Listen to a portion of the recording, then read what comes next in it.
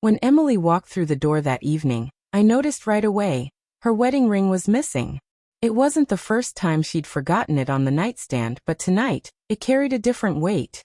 The way her fingers curled into a fist, the way she kept her eyes away from mine as she placed her purse down. It chilled me, like a cold gust sneaking through an open window. Long day? I asked, forcing a calm smile even though my heartbeat thundered in my chest. Exhausting, she sighed, pulling her hair out of its clip. The office was chaos. Her answer flowed so smoothly, too smoothly, as if she had rehearsed it a dozen times. When she leaned in to hug me, I caught something faint on her, a scent of cologne that wasn't mine. I tried to push it aside. Maybe it was from her boss. Maybe just someone standing too close in a crowded elevator. Maybe it was nothing. But deep inside, something small and fragile began to splinter. The first Real warning came a week later. She started working late, always claiming there were deadlines, emergencies, endless projects. My messages would go unanswered for hours, her replies short and rushed. Sorry, swamped. One night, I decided to surprise her. I drove to her office with coffee, thinking it might cheer her up. But when I pulled into the parking lot, the entire building was dark. No cars, no lighted windows, no Emily. My chest tightened. On the way home, I rehearsed questions in my head, grasping at innocent explanations. By the time she finally walked through the door near midnight, her hair damp from the rain, she greeted me with an easy smile, as though nothing was amiss. Traffic was awful, she said, slipping off her heels. I swallowed the suspicion burning in my throat. Yeah, must have been. But the distance kept stretching between us, slow and quiet, like the lengthening shadow of a sunset until it covered everything. She laughed less. Her touches felt more like obligation than affection. One night at dinner, I reached across the table for her hand, but she pulled away to check her phone. The screen glowed with a name I didn't know. Daniel. I read aloud. Who's that?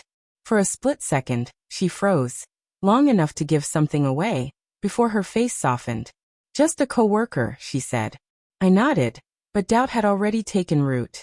2 nights later, I woke to an empty bed. I found her in the kitchen, whispering into her phone. Her voice carried a softness, a trembling warmth I hadn't heard from her in months. I can't stop thinking about you, she whispered. I froze in the dark, my body rigid, my chest hollowing out. The woman I loved, the woman I vowed to spend forever with, was giving her heart to someone else. She turned and saw me. The phone slipped from her hand. James, she started. Don't. I croaked, my throat raw. Just don't. We sat in silence until the sun came up, words spilling out like shards of glass. It wasn't supposed to happen, she sobbed, tears running down her face. I felt invisible, James. You were always working, always distracted. And then he listened. He made me feel alive again. Her confession wasn't a sudden stab. It was the slow twisting of a knife I already felt inside me. And the worst part was, some of her words were true. I had been distant. I had taken her for granted. But betrayal doesn't care about reasons. It just burns everything it touches. You could have talked to me, I said, my voice trembling. You could have fought for us. I didn't know how, she whispered.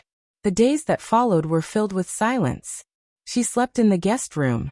I buried myself in routine, but every corner of the house reminded me of her absence, even when she was still there. Then one evening, searching her drawer for a pen, I saw a small velvet box. Inside lay her wedding ring. Beside it, a folded note. My hands shook as I opened it. James, I'm sorry. I never wanted to hurt you. But I can't stay. Not when my heart belongs somewhere else. The ink was smudged, blurred with the trail of her tears. I sat there for hours, staring at the words, waiting for the front door to open, waiting for her to come back, to tell me it was all a terrible mistake. But the door stayed shut. It's been 6 months since she left. I still find myself setting 2 plates at the table. I still turn in bed expecting her warmth. People tell me time heals, but it doesn't. Time just teaches you how to live with the scars.